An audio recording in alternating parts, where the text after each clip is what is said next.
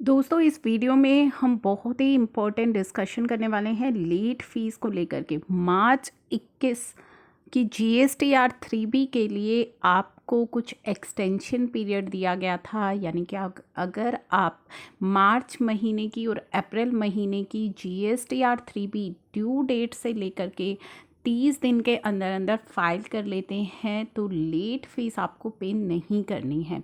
जैसे कि आपको स्क्रीन पर दिखाई दे रहा होगा, अगर आपका टर्नओवर 5 करोड़ से ज़्यादा है या अप टू 5 करोड़ है तो आपके लिए जो मार्च महीने का लेट फ़ी वेवर है वो मोर देन 5 करोड़ वालों के लिए तो 15 दिन का समय दिया हुआ था, और अगर आपका टर्नओवर 5 करोड़ से कम है तो 30 दिन का समय आपको दिया गया था। यानी कि 20 अप्रैल अगर आपकी ड्यू डेट है, अगर आपका टर्नओवर 5 करोड़ से कम है और 20 अप्रैल जो है आपकी ड्यू डेट बनती है मार्च महीने की GSTR 3B की, तो 30 दिन का आपको वेवर दिया गया था। यानी कि 20 मई तक अगर आप फाइलिंग कर लेते हैं तो आपको लेट फ़ी पे नहीं करनी है।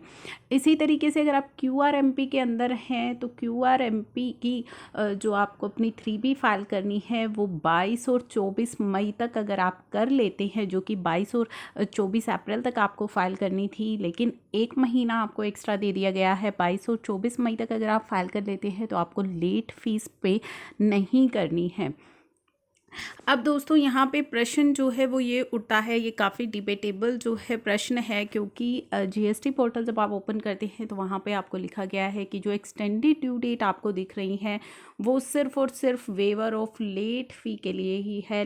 Waiver of late fee only till such date, यानी कि केवल आपकी लेट फीस जो है वो माफ़ी के लिए ये एक्सटेंडेड डेट्स आपको दिख रही हैं। अब यहाँ पे मोस्ट ऑफ दी क्वेरीज जो आ रही हैं वो आ रही हैं कि अगर हम इन एक्सटेंडेड डेट्स के बाद अपनी 3B फाइल करते हैं तो क्या ओरिजिनल ड्यू डेट से हमें लेट फ़ी पे करनी पड़ेगी, या फिर ये जो एक्सटेंडेड डेट्स दी गई हैं लेट फ़ी वेवर के लिए इनके बाद से हमें लेट फ़ी पे करनी पड़ेगी। क्योंकि इस चीज़ को लेकर के किसी भी तरह की कोई क्लैरिफिकेशन नहीं आई है।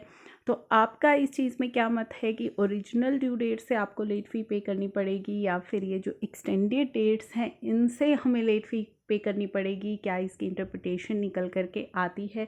क्योंकि अगर डेट्स एक्सटेंड नहीं हुई हैं तो ओरिजिनल ड्यू डेट से ही हमें लेट फ़ी पे करनी पड़ेगी, लेकिन कुछ भी स्पेसिफिकली यहाँ पे मेंशन नहीं किया गया है, जिसको लेकर कि ये एक डिबेटेबल इशू बना हुआ है।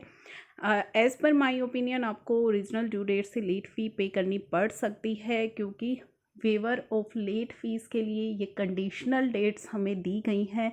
अगर हम इन दी गई एक्सटेंडेड डेट्स तक अपनी 3B फाइल कर लेते हैं तो हमारी लेट फ़ी माफ़ की गई है। अगर हम इन डेट्स तक अपनी 3B फाइल नहीं कर पाते तो ऐसा इट सीम्स कि ओरिजिनल ड्यू डेट से हमें लेट फ़ी पे करनी पड़ सकती है। बाकी आप अपना ओपिनियन मेरे साथ ज़रूर शेयर कीजिएगा कि क्या एक्सटेंडेड ड्यू डेट से लेट फ़ी लगेगी या ओरिजिनल ड्यू डेट से लेट फ़ीस लगेगी।